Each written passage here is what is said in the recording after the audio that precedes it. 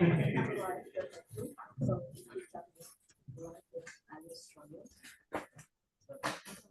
we got some more people. Yeah, let's see.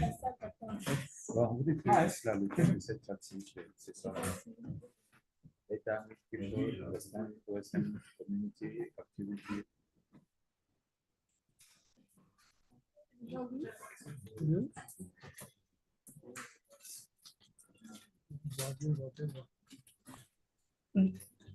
Hi, Benny. Hi, can you see me? Yeah. Hey. I can't see you. No, I see Sotom and I see Neo. Sonia, and also my session should start now, but it's not yet starting. So I'm just waiting until I can access my own session. Yeah. Hi. but yeah, we don't see anything.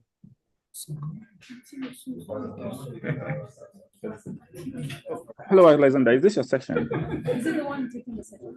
Like he is actually having another session that is not yet started. He's like, so he was jumping in. Like we have 1 hour delay. I think yes, but like they canceled this panel discussion, so I think the delay is only 30 minutes or something. So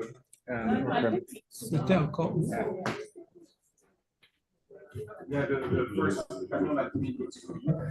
Oh, okay. Yeah. Oh, I'm sorry. So this one. Benjamin have participated. Yeah.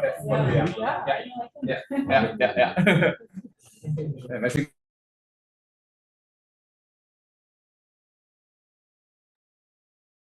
Hello, Mohammed. Can you hear me?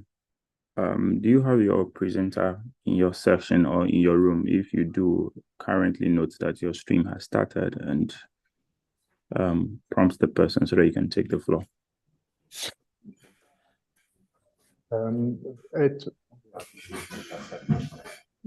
I can't join my own room at the moment. It's not started yet. What is your room? Towards harnessing OpenStreetMap for climate action. Towards harnessing. It starts in about. Okay, so can you quickly exit this room and then go there? I should start it for you now. Okay, if it says.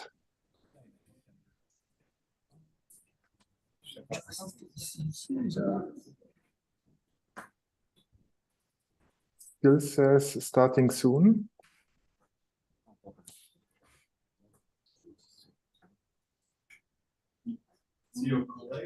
It's our boss. Yeah. I can't. No join. Join is still gray, not blue.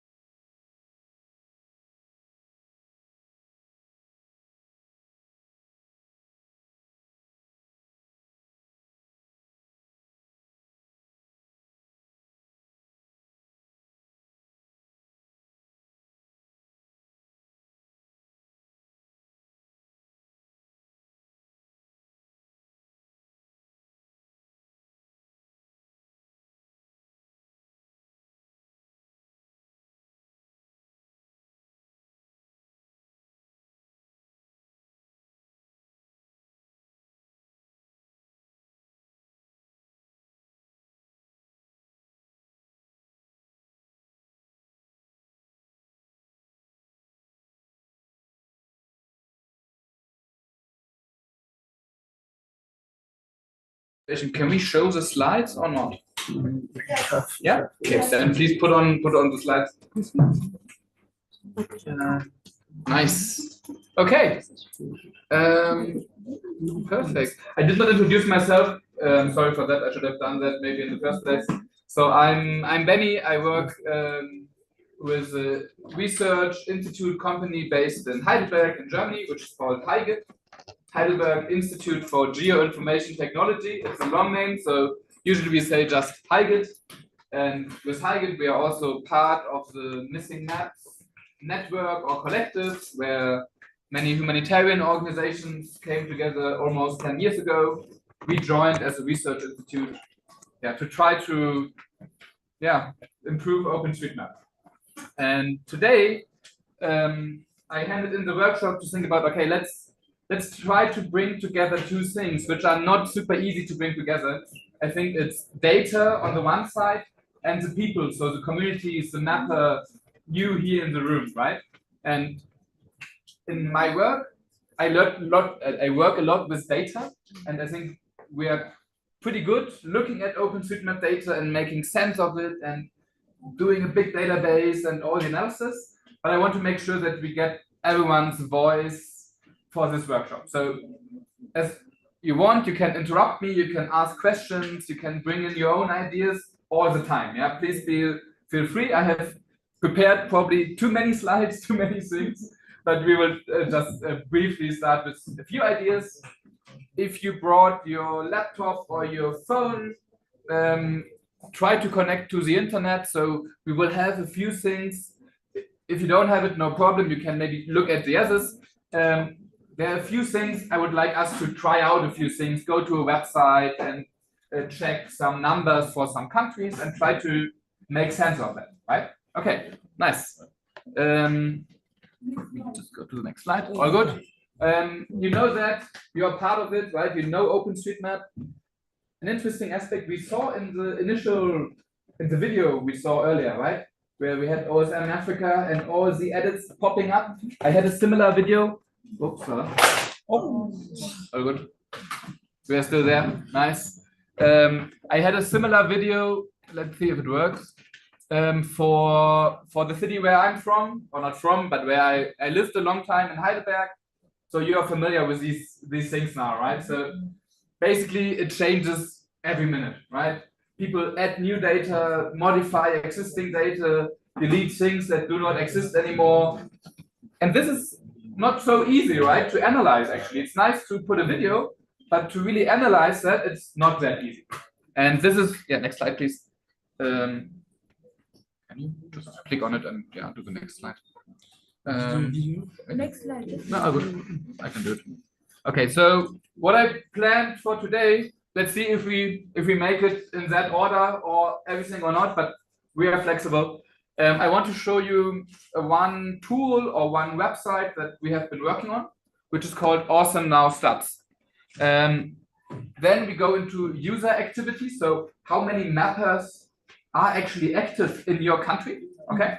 And then if there's still time, or we do it in the middle, I brought some Post-its and some pens, but you also have pens. Maybe we collect some of your ideas. What is actually important for your mapping community or for your personal mapping to know how many people are active, or what are you actually interested in? Yeah. So this is a rough schedule. Let's see if we make it. I think we have around, I don't know how much we stick to the existing schedule. Let's say we have around 45 minutes, maybe 1 hour time for this session. Yeah, let's see. It's okay, I think I can do it. But let's start with that. Also now stats. And let's take 2 steps back. Who of you have heard of the Missing Maps leaderboard? Anyone?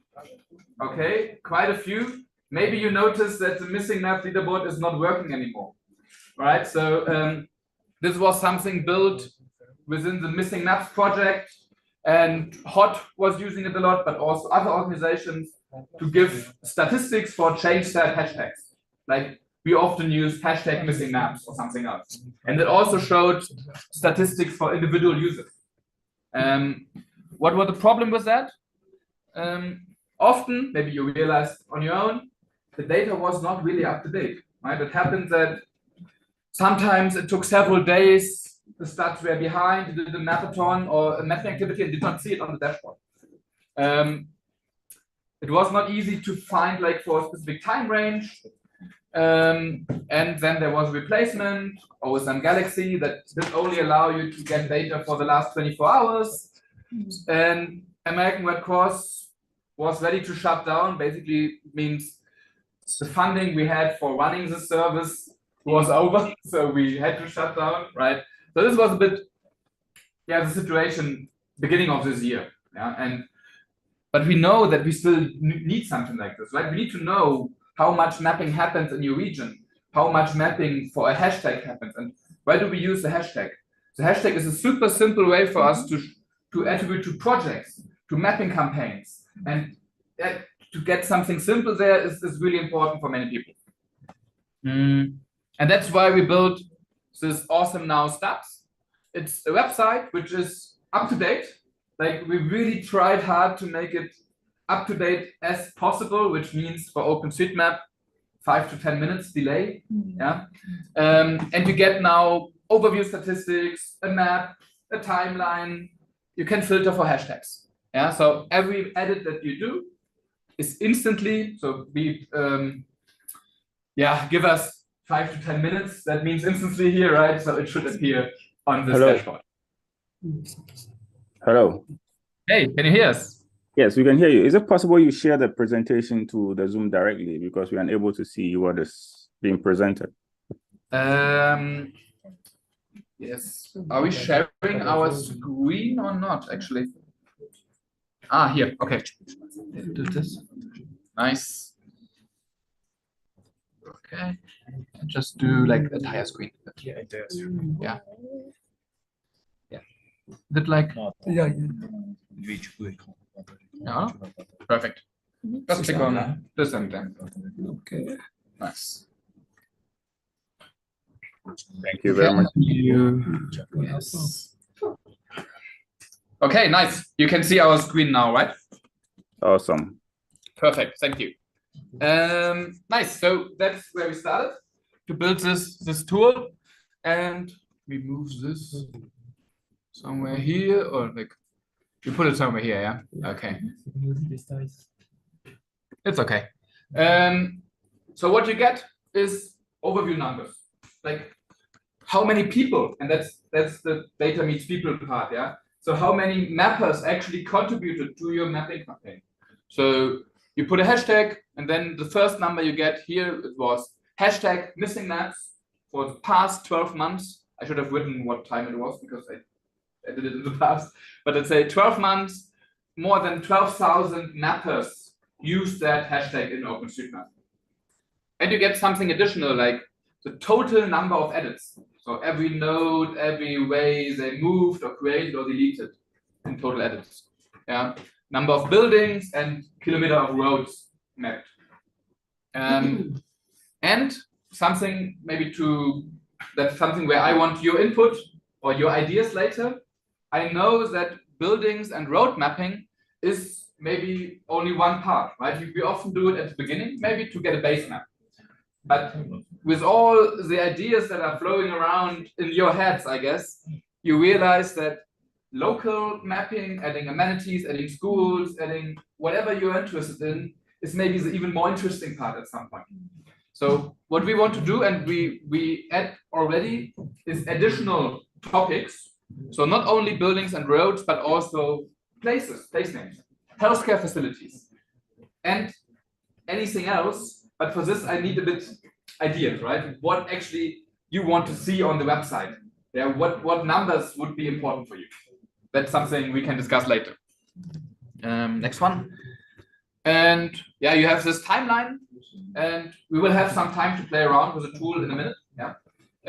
So with a timeline, you can also set the interval. You could say per month, or every day, or even every hour. Or there's even a trick to do like every 10 minutes, if you do a marathon thing, for instance. So with that, I hope you can make it easier to actually help you to understand how many mappers are actually taking part in your mapping campaigns, especially if they are distributed, right? If they're remote, if you maybe contact them with WhatsApp or by phone, and you're not coming together all in one place. If you're in all in one place, you might just be able to count the people in the room. Yeah? But if it's distributed online, it might be more difficult. Next one, please. So here, one thing I'm a bit proud of is that you can go back to the very early days of OpenStreetMap. You can go back until 2009, the 21st of April, 2009. It's when OpenStreetMap introduced change set comments. So we can go back to that time, and if somebody in the early days already put a hashtag in the change set comment, it will appear here. On the slide, you see, again, I guess, for, I think that's missing, is it missing maps? Not sure. Maybe it's missing maps. Maybe it's, I should have written down what hashtag I use, but you can really go to long time spans. Yeah, if you have a long running mapping campaign and you consistently use a hashtag for it, you will be able to see it. Next one, please. And finally, depends on how regional or global the scale of your mapping activity is. You have this country view where you could say, give me the numbers per country. How many people mapped in that country? There's one difficulty maybe here, that usually we do not know where people live, right? That's something you don't get from OpenStreetMap. We only know in which location you did your edit. So if we organize a mapathon and we all map in Cameroon now, the bubble for Cameroon will be bigger because we all created data in Cameroon, no matter where we come from. Yeah. So in OpenStreetMap in general, that's maybe a difficult thing. We cannot say easily where our contributors or mappers come from. We just need to ask them and contact them individually, but it's not in the data itself. Right? Maybe some people put in their user profile, but not many. Okay, next one, please. And last but not least, trending hashtags, we call it. So in a certain time range, what was the most frequently used hashtag in OpenStreetMap? Yeah? So often we see missing maps, but if you go to smaller time spans, you will maybe also see more local or more short-lived mapping campaigns. Okay, next one, please. Yeah, this is again the overview numbers. I will make sure that we share the slides maybe on Twitter. I need to check out how we share them, but so that you find those definitions, they are also on the website. Because sometimes it gets really down to the specific definition, right? What is a highway? What is a highway mapping? And we did some, we had not some trouble, but some discussions with the mappers about it. What actually should be considered as road mapping, highway mapping? And we still did not include highway equals path. We will change that because we realized some mappers map a long highway path in OpenStreetMap, thousands of kilometers sometimes, yeah, and we did not count that, and we want to make sure that this is not happening again. Okay, next one, please. If you don't trust me and want to know how up to date the numbers are, there's a way for you to find out in the metadata endpoint of that API. So there's a way for you to check what is the delay of the stats. Yeah, so in case you realize they are delayed for several hours or several days, then probably it would be very good to reach out to me in the Slack or via email to make sure that we can fix that. Okay, nice. Next slide, please. Okay, I hope that's obvious, but it's not only me working on it, right? I'm the person who presents here and can show the nice work, but actually it's a team of many people that work with me and who mainly created this website, but also the technology that's behind that. Okay, nice. Please, next slide. It's awesome.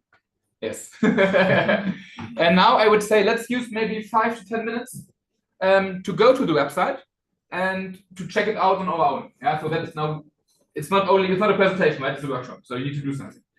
So let's go to the website. Yeah, please, question. I usually use it. So I know there is over service we can provide some editor related to the contributor. So I would like to know why you didn't put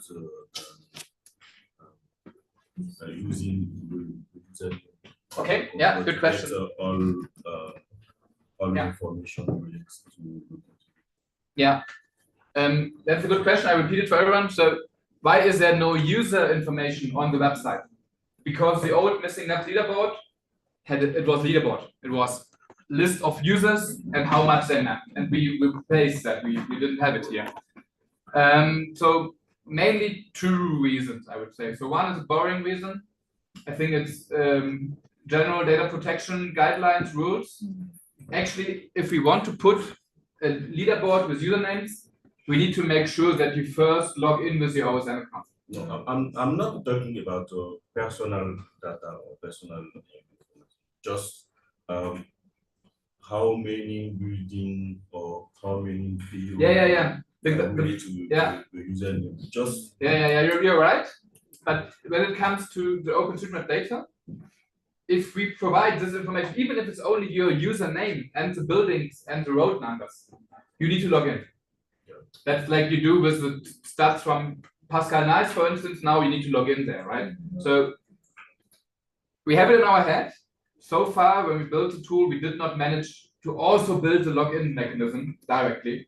That's one thing that prevents us from putting users there. Another thing is that we realized that with missing map leaderboard, sometimes it might lead to competition against the mappers, which we don't think is super great.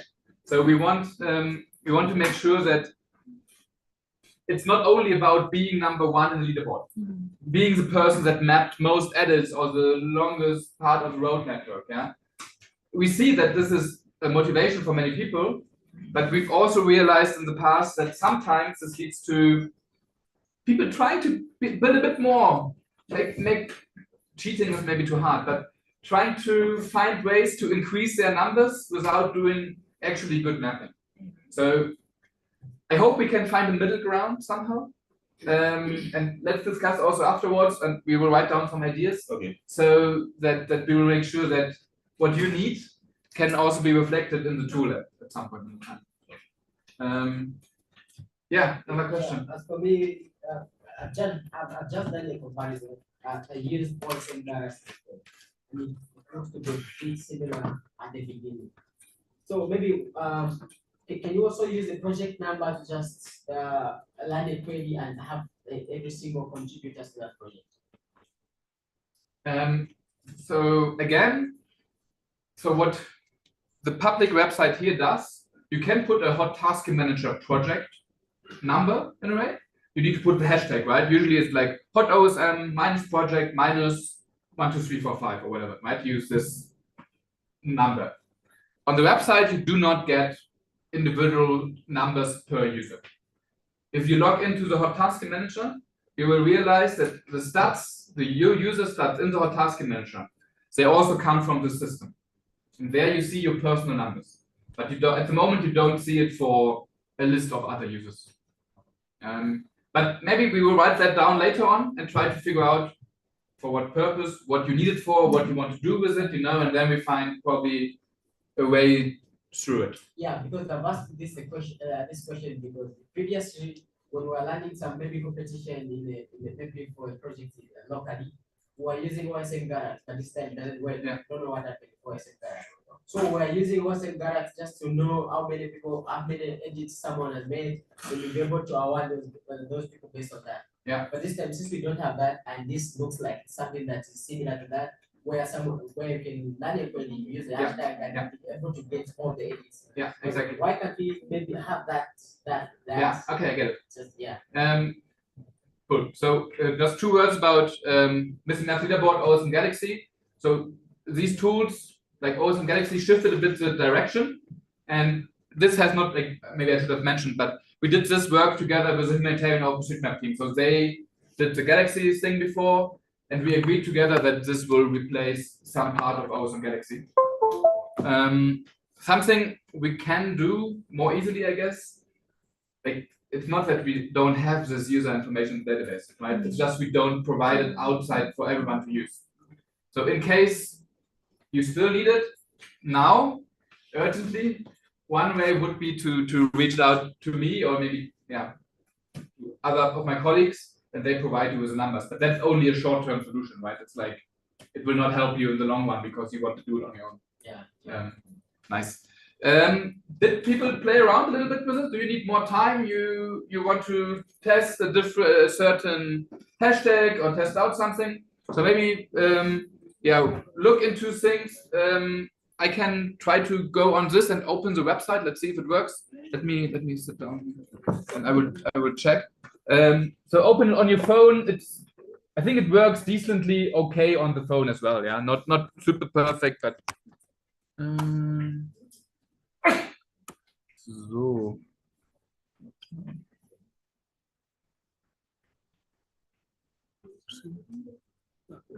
Oh, where is it? Can I move this? That's good.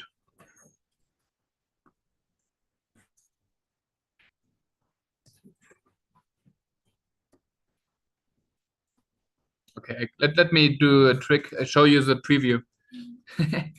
Oh God, where is it? Does it work?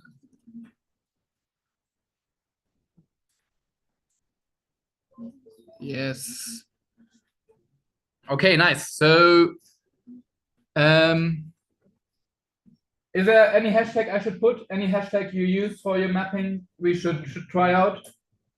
You and mappers, do you use hashtag? You use one, right? I think so. Yeah. Okay, let's do it. You and mappers, let's go for what you did in the past 30 days. Let's do a daily interval. This is a preview, so to say, what's upcoming. You can filter by countries. You can also filter by many countries at once. So if you're only interested in one or in many, you can do that here. So let's look what you and mappers did here in our region. And you can also now add a bit more other things, as I mentioned earlier, place names. Yeah, that's something you will see coming in the next week. Okay, now get started. Let's see. Oh, that was quick. Nice. So we had 4 people mapping for you and mappers in the past 30 days. Is that realistic? Should I do? We're getting place names? We're getting everything. Let's do last year. Okay, yeah, here we have it a bit nicer. So what do you see, right? It's like we put the hashtag. The one thing is you need to make sure before you start mapping to agree on a hashtag, right? Mm-hmm. So if you organize mapping in your community, agree on a hashtag that you want to put to then get numbers for that. Yeah. And we see here, okay, daily contributions up to maybe 14 people a day, mapping over time. So you can also select a different time range and you precisely get how many people were mapping on these days in OpenStreetMap. So here we only selected a few countries, right? So you see here the countries we selected. So this refers to the Northwest Africa hub that HOT created a few years ago, and that's only in these countries. Yeah, maybe that's why the numbers were a bit lower than expected. Let's select all, and let's do globally now. So you see globally, okay, it has been more than 900 people using that hashtag. So with this, you can actually try to configure what you need, right? Yeah. So I have a question. I want to know, is it possible to classify contributor by gender? Good question. We will have problems with that. Again, this basically the only information about OpenStreetMap users that we have is their username and their OSM user ID and how much they mapped. And that's everything, right? So if you want to know participation by gender, usually this is something you need to collect on your own. You need to maybe reach out to your mappers. I know that the Hot Tasking Manager, it has an option that you, in your Hot Tasking Manager user profile, you can set your gender. I'm not sure how many people use that actually. I assume not many, but that would be one way, but you need to collect it on your own. And I think from the mapping edits itself, there might be differences in what women like to map and what men like to map, but I guess it's very hard to see from the data, right? So so this is, yeah, not easy to get an OpenStreetMap. Yeah. Yeah, cool. But that's one thing. Should we try another hashtag? Let me think. Okay, yeah, we can do that. Maybe I have it here already. Yes, Morocco earthquake. Sorry, before you continue, the dots represent what? Here, The dots. yeah, that's the per country. Yeah, and we see now we have number of people here, and I selected this is per country, and you see that in Morocco, like all the edits that use the hashtag Morocco earthquake 2023, like we assume, right, were located in Morocco. Like, so 4,000, are we still there? Okay, perfect. 4,000 mappers mapped something in Morocco. Here it's, you still have sometimes somewhere else. That's a bit, sometimes people still use the same hashtag, but do edit somewhere else if they did not clean up JOSM or ID. And sometimes you have this weird things, yeah. And you can also click here on the top. What did I do? And get the number of buildings, and then you see the things will change. So you see, okay, when did the earthquake kind of struck? Beginning of February 2023, and you see that most mapping activity was within the very first weeks, right? There's still a little bit going on afterwards with that hashtag, but much less. And if you click on it here on the top, also the bubbles here will change a little bit. So you see that now the number is different. Okay, we should make it more readable, but that's 547,000 buildings in Morocco. Yeah, sorry, can you pin that again? Yes. It was not To the in February, slides, yeah? yes. Yeah, it wasn't in March, it was in September. That looks like a Turkish Yeah. student. Yeah, so That's interesting. that's interesting, exactly. And also, I can assume That's that the interesting. contributions for the earthquake of Morocco, they were like from all over the world, especially in Africa. Yeah, that's true. They were from all over the world, the people, but they all mapped in Morocco. Yeah. Right. So we don't know where the people come from. That's like a challenge we can only solve outside OpenStreetMap, I guess. Or I don't know how we would put that, like where people come from. I have a question. Yeah. So for the places on the map where it's not Morocco, when you query Morocco and you show like some small dots and other, Yeah. is it possible to check those data? Because I would assume that may be like a quality issue. So is it possible to check why? Yeah. So in the website, not, but they like if you find out something particular that looks weird to you on the website, I think I will always be happy to hear back from you about like, Benny, this is weird. What do you do there? What is on the website? Write an email to me and we will make sure to look behind the data. Okay. So that we can find out if this is a mistake or not. Yeah. I'm a bit confused now. When was the Morocco earthquake? Yeah, It's September 4th. It's there on the 4th of September. Let me do this again here, but Maybe you got all earthquakes. It was on the 9th of September. It was a day and let's do Turkey. before. Oh wow, that looks interesting. Maybe okay, this is Turkey, right? Yes. Okay, that's clear. Let me do Morocco again and update it. Aha, okay. Yeah. The stats were not Yeah. updated. Okay. Thanks for making this clear. Okay, now this is much more what we expect, right? Okay, nice, thank you. Cool. Okay. But stats hasn't been changed. The total number of contributions. Yeah, I think maybe only this part was not relatively like this was not updated, I guess. Anyhow, make sure to check this in the website I show you, and if it feels wrong, I need to know. Okay, because that's I can be clear. This is a challenge for me. That's why I have this workshop actually. Like we know a lot of the data. We know how to make these queries relatively fast and so on, and that they appear here on the website. But I cannot make sense of them.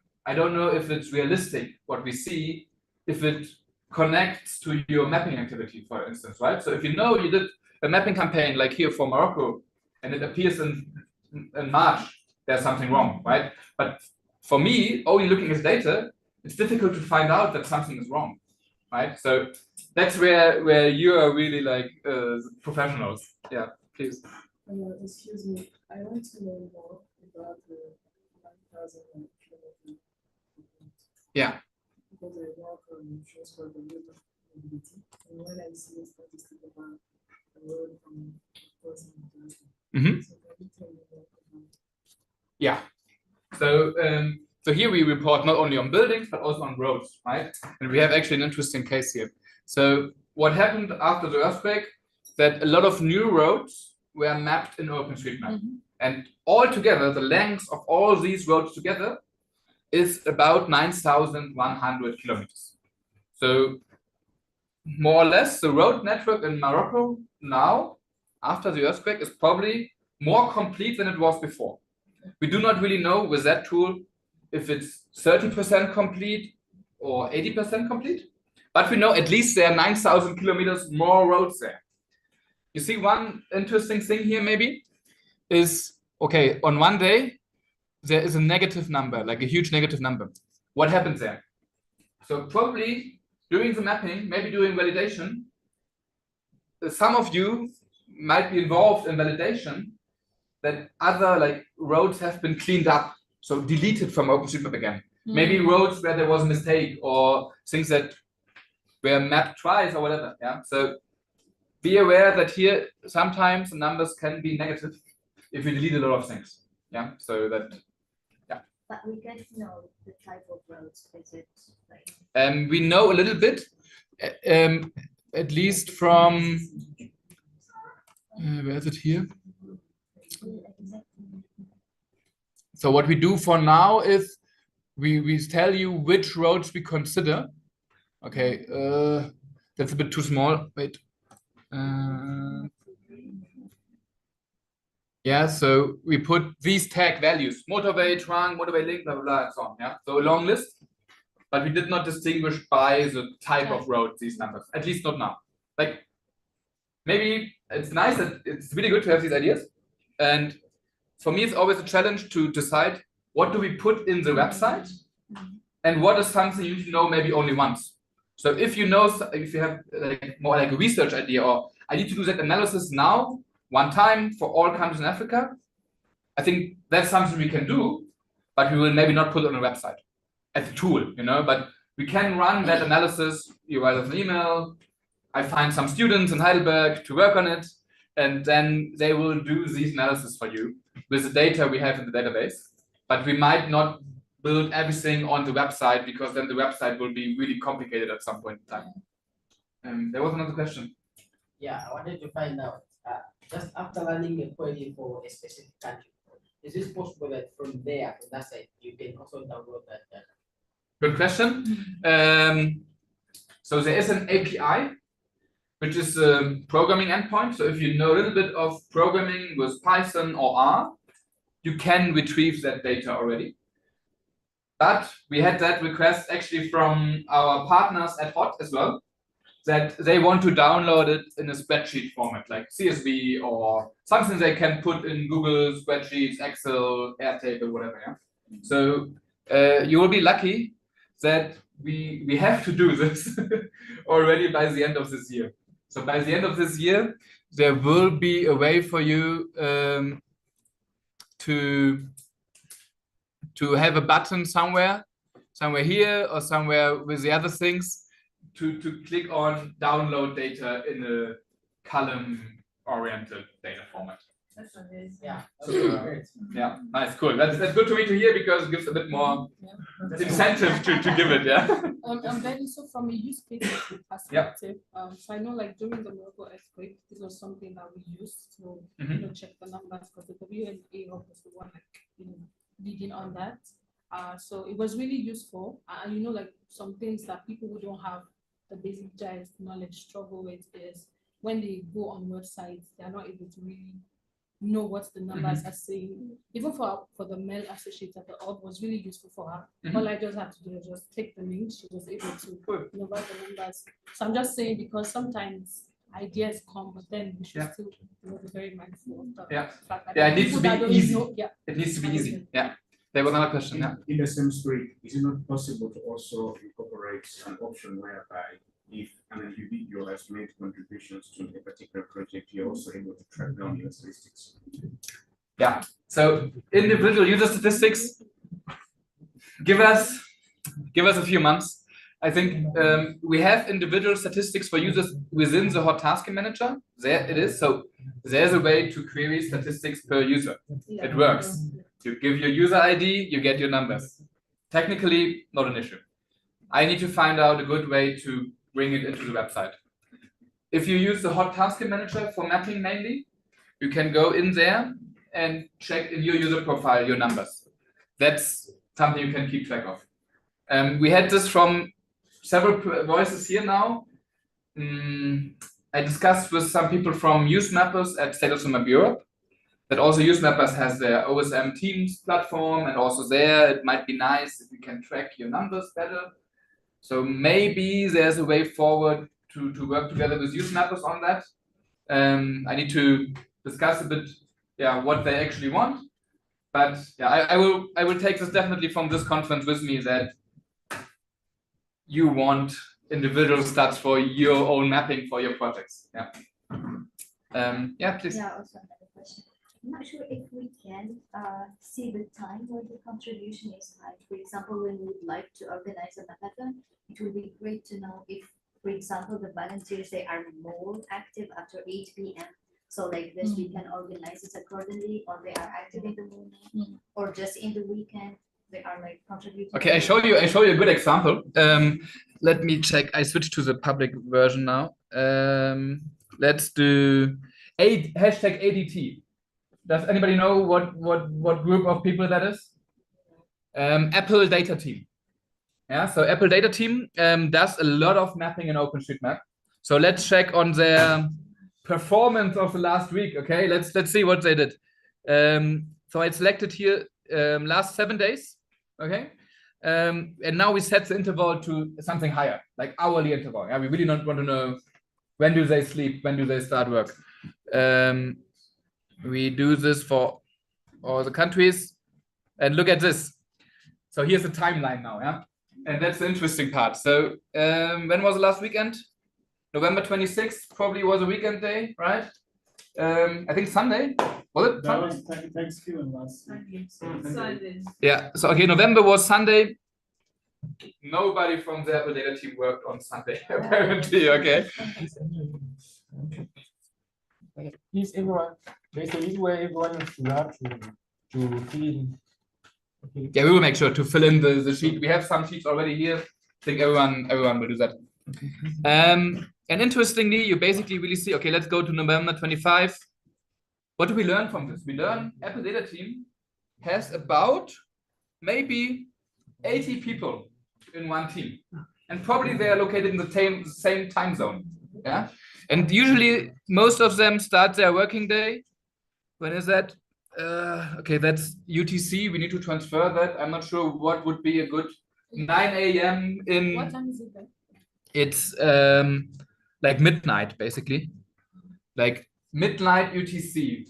Where would be a good place to start working at? Probably in Southeast Asia. Southeast Asia? Okay. Most likely. Yeah. So they seem to have a team there with around 80 people that do mapping for roughly, that's probably 8 to 9 hours.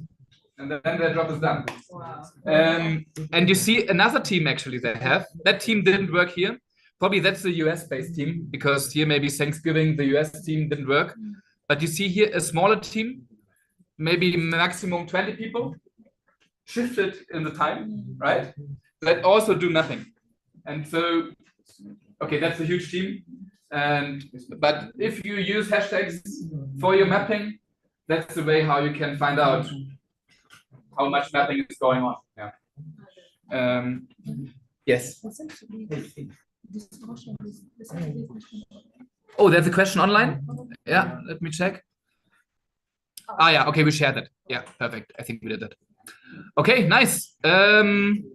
Cool. Let me jump back to our slides. User activity. Okay, nice. So this is our new tool, which I'm happy about. It took us, like, we started January this year, working together with the hot tech team, the hot partnerships team to actually make it happen. Now we think we are nice, we are there, yeah, the stats get updated, there's a data pipeline to make sure that works now. Now we can start to improve based on your needs. There's another website I've been involved with, which is a bit older. Yeah, so don't expect the same level of professionalism in software development and so on there, but still I think it's useful. And my goal maybe for the upcoming 12 months, so to say, is to try to bring ideas from that old page into the new awesome now stuff that I just shown you. Okay, and so let me show what we did there. So we started here more not going with hashtags, but just starting with countries. Yeah, and said, okay, we know Hot Task Manager is a tool which is often used for mapping buildings and roads, and many people use it. So we looked at a country and how much mapping activity in that country was organized with Hot Task Manager. And so what you get there, kind of overall, since the beginning of OSM, in the countries where Hot is active, more than 600,000 people mapped something in OpenStreetMap. Yeah, in total, like since 2014 or whatever. And this is not globally, but it's only selected countries, like 90 countries Hot was interested. And in these countries, around 300,000 people actually use the Hot Task Manager, like an impressive number, I would say. Yeah, so not every one of these people might call themselves a humanitarian mapper or whatever, right? But they use Hot Task Manager to do some mapping in OpenStreetMap, which is quite impressive. And I did the same for Cameroon. So in Cameroon, roughly 5,500 different people added something to the map. We don't know if all of them come from Cameroon, right? It could come from anywhere in the world.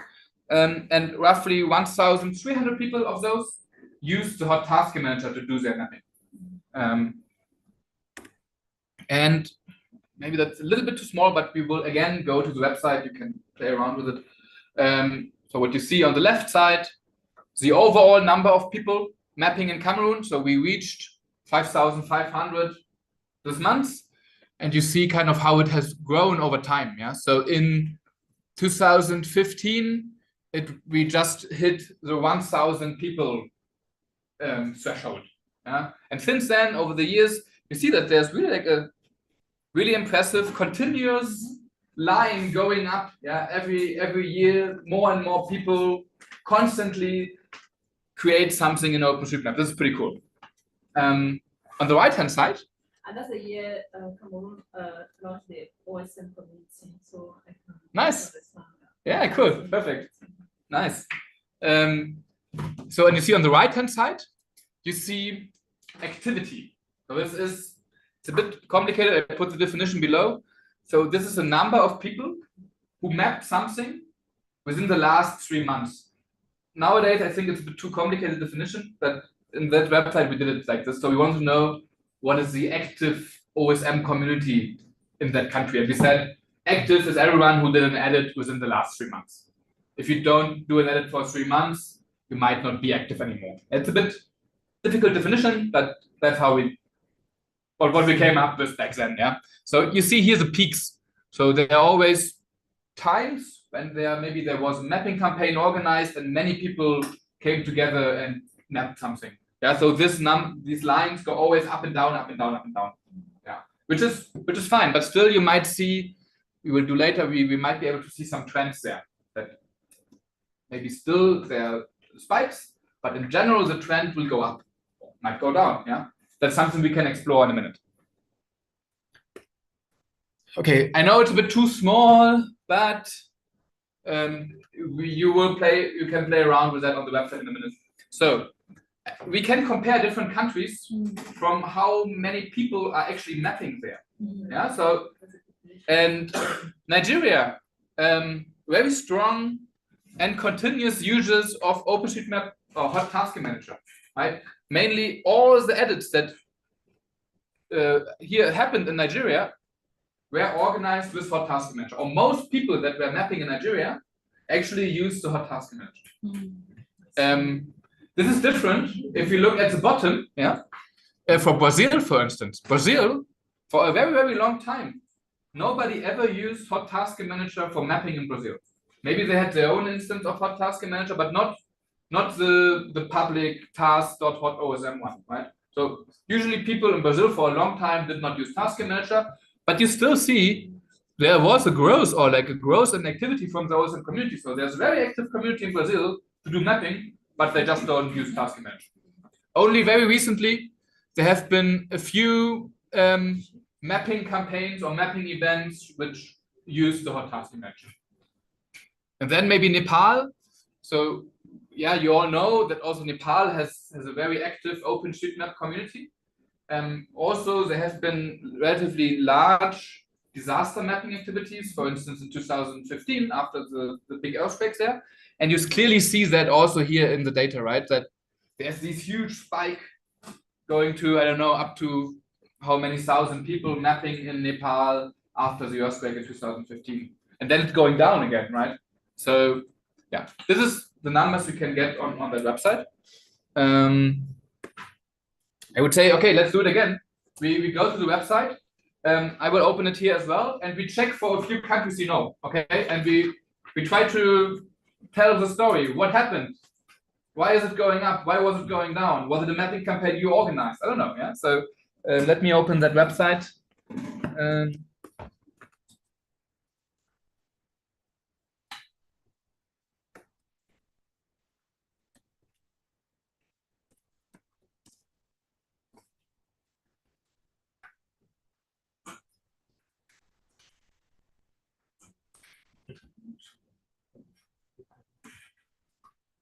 Let's see. There we are. So any country we should start with? Any country you are interested in? Togo. Togo, nice. Why not? So, Togo. Okay, let's see. Is it did something change already? Not yet, I guess. I think the website did not yet change. Let's see how long it takes to load.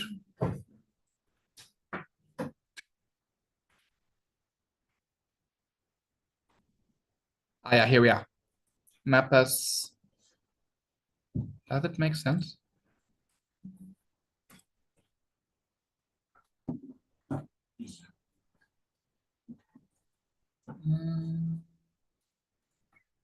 I think it's too high, the numbers.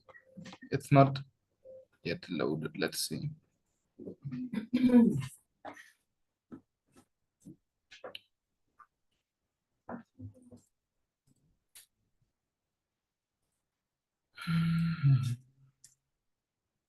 We just check if I can select another country.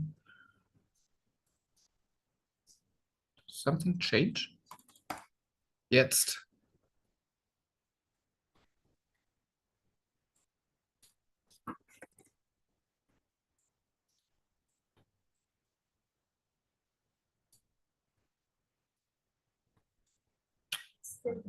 It's still the stats for Cameroon, right? Sorry.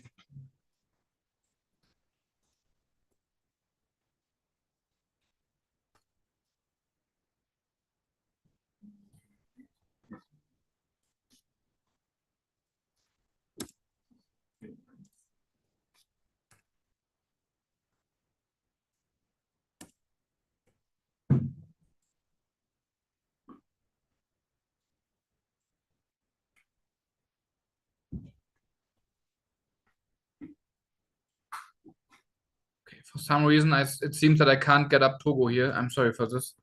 Any other country you should try? Cote d'Ivoire. Let's try Uganda. Okay, yeah, we have. Okay, nice. I've just come in late. Nice.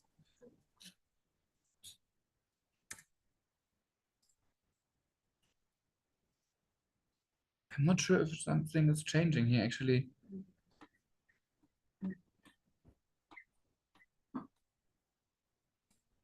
Looks like number of methods and streams. Oh yeah, that's okay. Now we got the right numbers, I guess. Okay, so also here I think similar to what we've seen for Cameroon. I think it's new numbers now, but relatively similar mapping activity going on, right?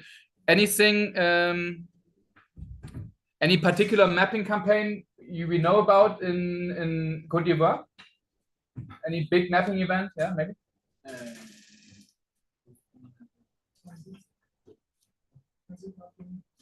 Okay. So probably one of those peaks here is related to the mapping activity that you did. Nice, interesting. Maybe one thing I can show you here, it's not super easy, but an interesting thing, you can try to break down your mapping community by the level of experience. How much did the mappers map before they mapped for your project? Yeah. So, and we did a very easy thing. So we said, if you never mapped something before, we call you a newcomer. Yeah. And you see that this top here, usually the peaks when we do task manager mapping, we add many newcomers to the map, like that do mapping, right? But interestingly, also here at the bottom, the number of people who are power mappers also grows over time. Not in every country, but in a few. Yeah, and that's maybe an interesting number for you if you are more involved with the community.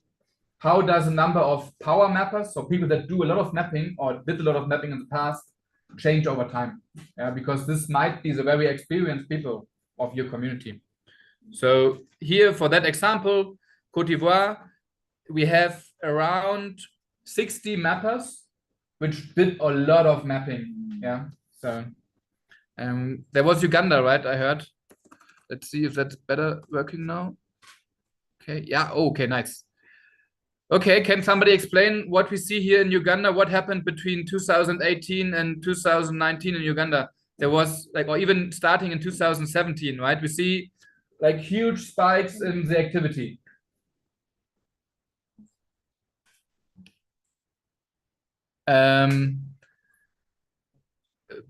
Bukenya, can you hear us? Do you want to tell us what happened in Uganda, or you have been involved there in the mapping?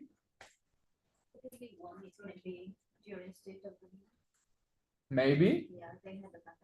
When did Map Uganda start as a project or as a community? Okay. So you see also here. It's 2017. That's yeah. when it's 2017. 2017. Ah, okay. Okay. So 2017 is when Map Uganda started. And you see that they did a lot of mapping right away, right? But you also see that maybe the activity after that, maybe also with COVID, got quite low at some point again, right? And this is something maybe very common. You might also see in the country you are interested in or you are working in, yeah, that mapping activity does not always go up. It can also go down. And I do not know what are the reasons. That's you are the ones that know, right? But like, did you have a lot of funding in 2017, 2019? Did you try out something new later on? So this is something that you know how you can make sense of these numbers.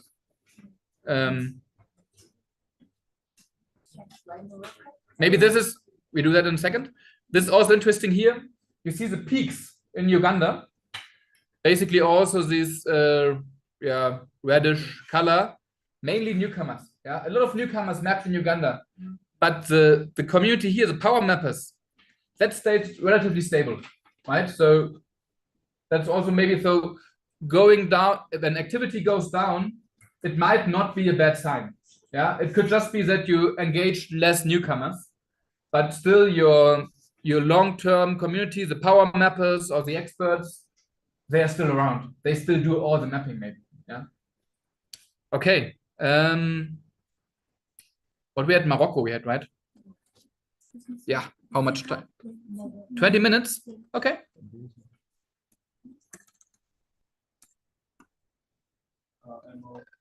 MO. Oh, sorry.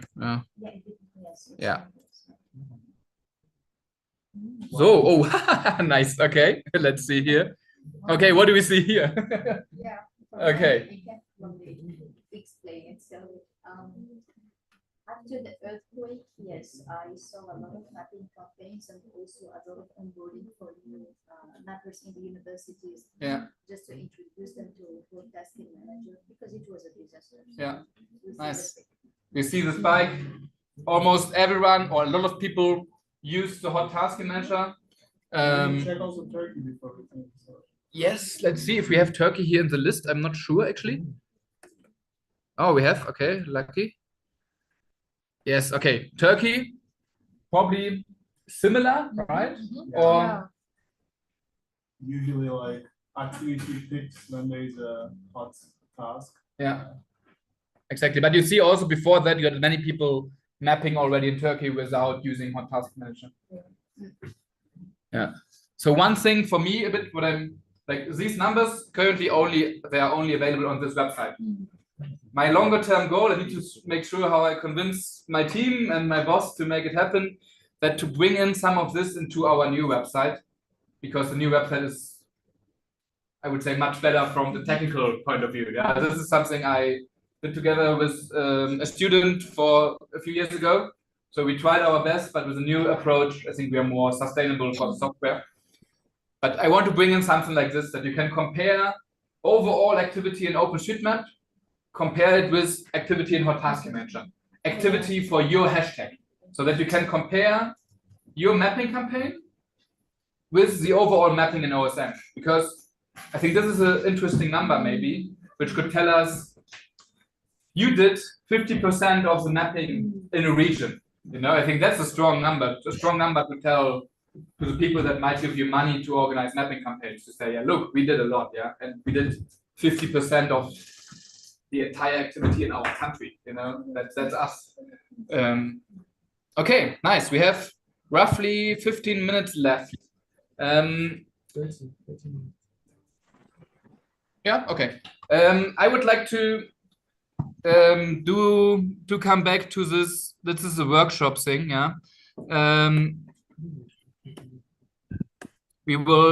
had prepared something else. If you're interested in that, with the numbers from the website, you could do some trend analysis. Yeah, you could load the data and you could say, is there stagnation? Is there increase? Is there decline? Like if you apply some data science methods to the data, you can get even more than what we can see on the website. Yeah, I prepared a notebook for this. I'm not sure if we have time for it. Maybe until when, like, how long should we do it? How long should we go with our workshop? There are some chance, so we have see 30 minutes. 30? Yes. Okay, so we have 30 minutes. Nice, that's good news. Okay, so we go to the data science part. Okay, maybe quick question. Who of you did work with Python or Jupyter notebooks already? Is there anybody? Yes. Yes? Cool. So a few. For the ones that did not, do not be scared. I think it's good that you see it. It's some programming language called Python, which is relatively easy to learn. So if you have the chance to learn it, I think it's a good opportunity to improve your skills, to improve your data analysis skills. Let me go into that. Like leaving the user out there basically. So just recently we got more into it's important. Let's see how long it takes to load. We need that ease of use. But yes, here we are. I know that okay. So can you see this good enough? Bit small, right? Okay. We have the learning curve of using tags. Or what does it mean? So therefore, I would really happy for a follow-up. If you could just try and use it, and then I will just do this, right? What does it mean? This makes no sense in your opinion, or it was not easy to find these options. I think. I created it. So.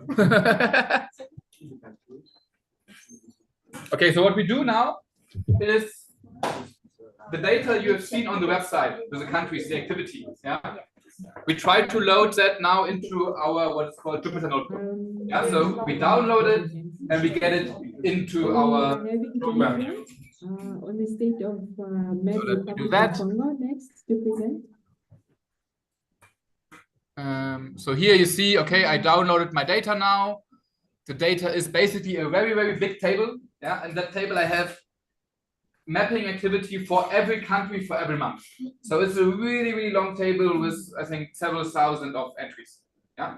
And now with that table, we first say, okay, which country we want to filter. I can put it here. I know it's a bit small, but I put the country code for Cameroon. Later on, we will change it, okay? I put it for Cameroon, and I basically filter my data set only with the entries for Cameroon. Yeah.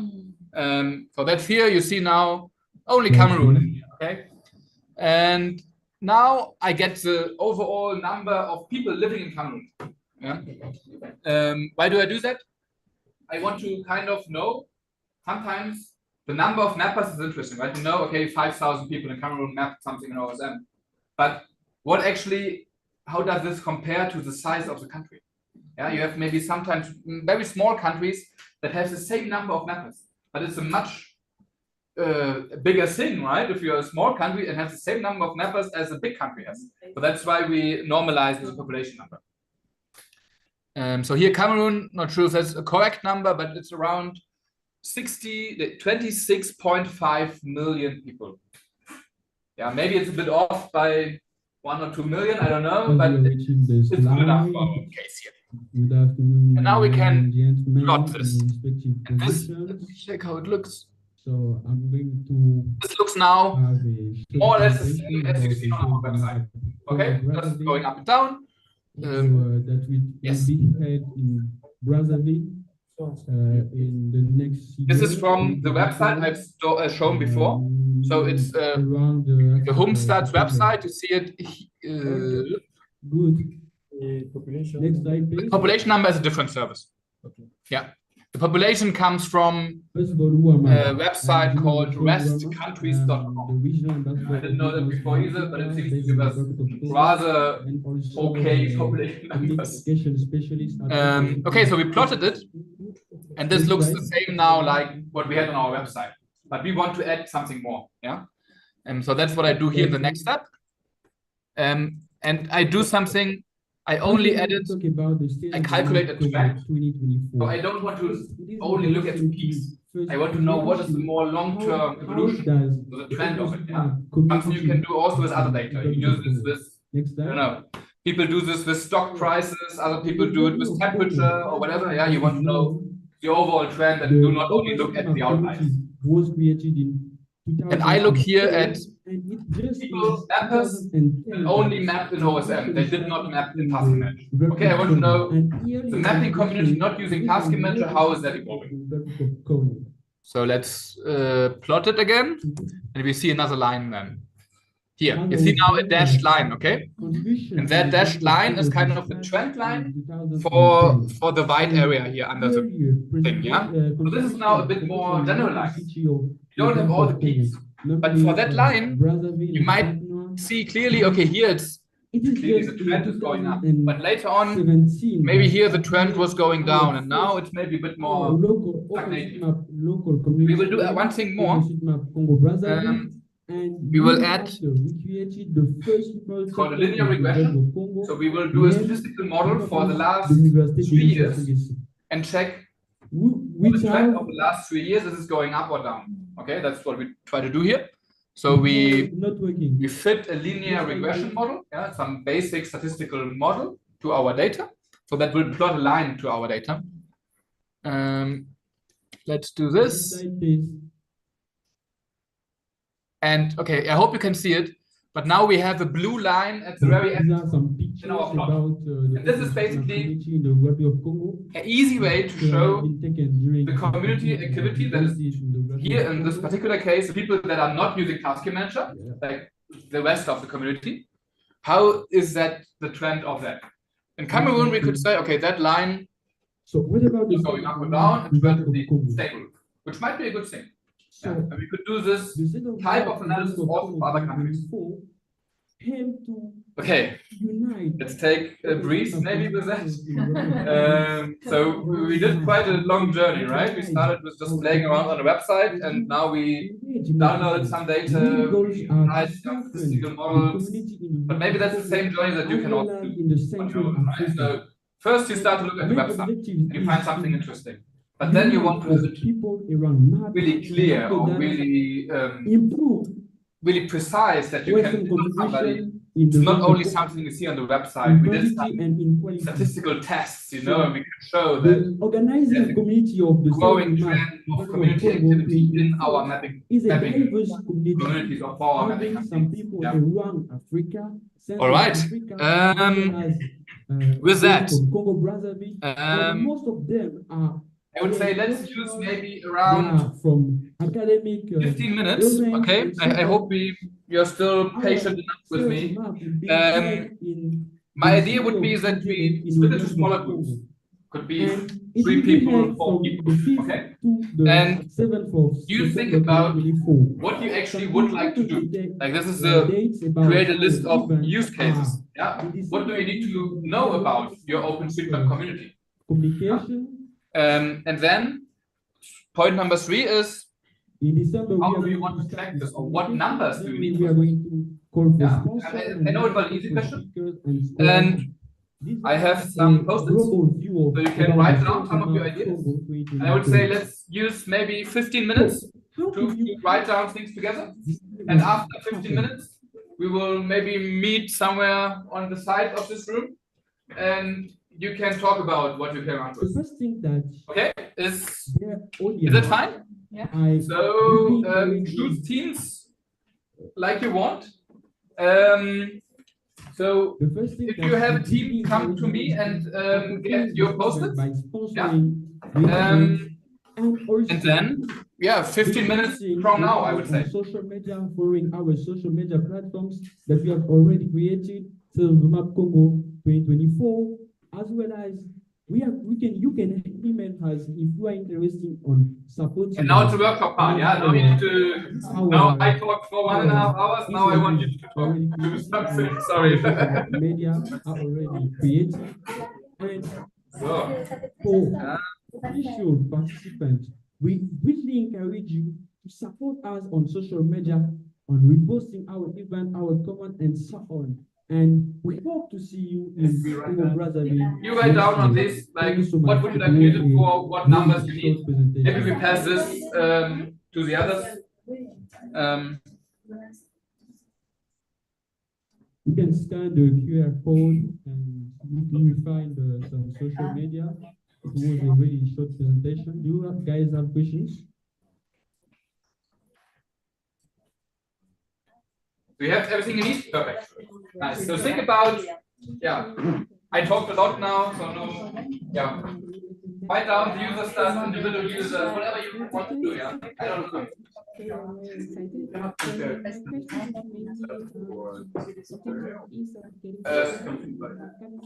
At the moment it's country by country, but if you need something else, well, write it down. Right. I'd be interested to but I just want to know, like, thank you. Yeah, thank you so much for your question. About the visa application, it is not very tough.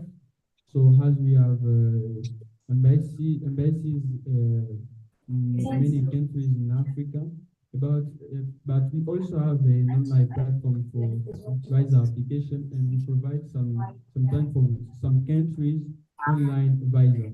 It's really easy, I think. Another question, please.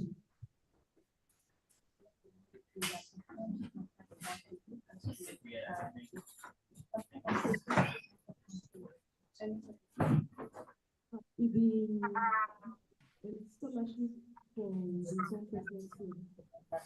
Sorry, that a little bit more. Actually, it will be only for the Congolese. Yeah. Just for the Congolese. No, not only for the Congolese. It's open. Yeah. No more questions?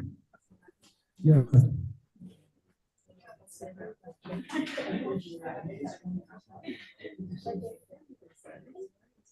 for your presentation. My question is not about the presentation. Yeah, I have a classmate, which is a knowledge engineer. He's from Hamburg, Bessemer. And he told me that GIS is not more. Yeah, please, yeah, join together, perfect. So, what is your goal? What's your vision about GIS? Thank you so much for your question. That's an interesting question. So, as we have just highlighted, in some past years in the Republic of Congo, GIS wasn't really used. It is just in 2021 that we created Denis Sassou University, which is the second public university in the Republic of Congo, and focus on environmental sciences as well as geographical sciences.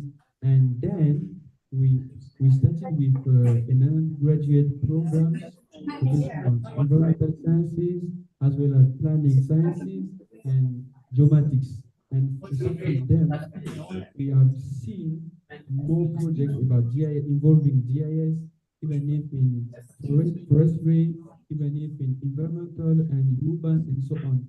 So my vision about GIS is to create a Congolese society where people use GIS in their daily life. For example, in our country, we face people getting lost when they arrive in localities. And our solution is to encourage them to use some tools like OSM in order to easily navigate in localities, even if in the whole Congo. So the vision is to teach them and guide them forward using GIS in daily use. Yeah. That makes sense. So it's a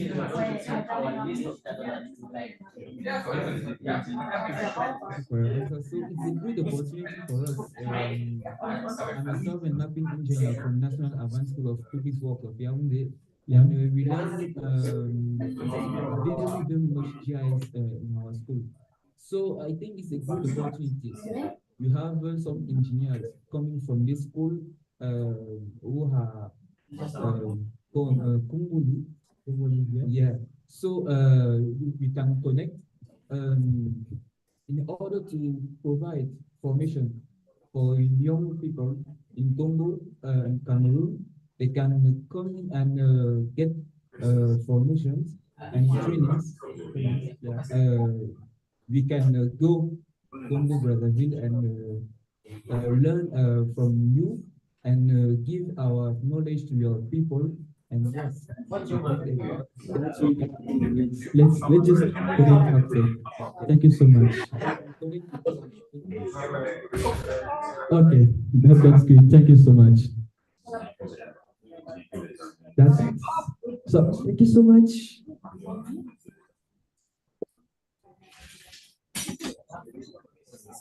Okay, just to double check, do we have Victor Sunday here? He's online. Okay, is it possible for them to present?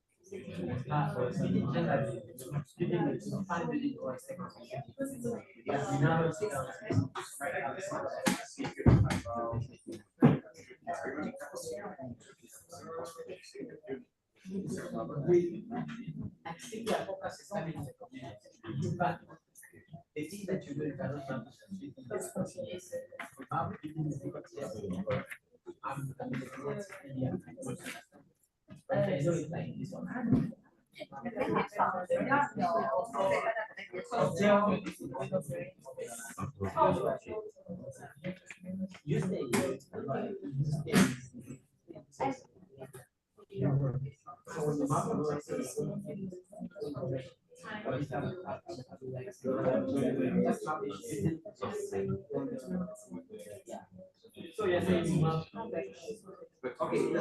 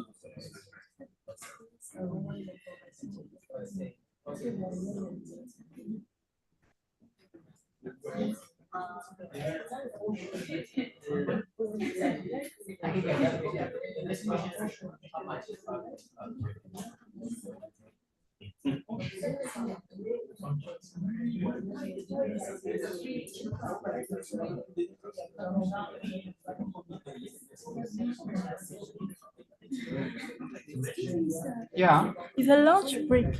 Yeah. Yeah, we will finish in 5 to 10 minutes. Yeah. Yeah, is it okay? Will there still be lunch for us or? Yes, I think so. Okay, I hope.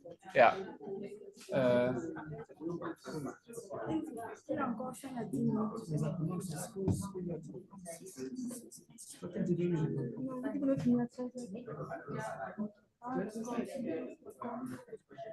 Will we get lunch?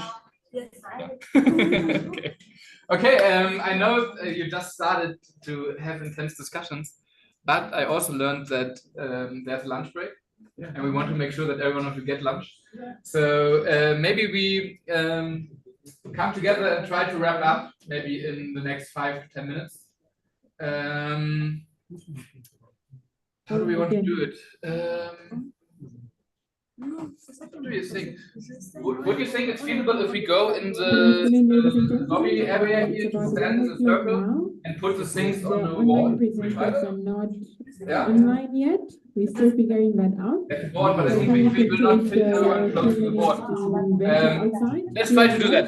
Let's try to go to the entrance here. Bring your post-its and we put it on the windows and you give like 30 seconds per post-it and talk what it's about. Okay? Let's try that. So stand up, come with me.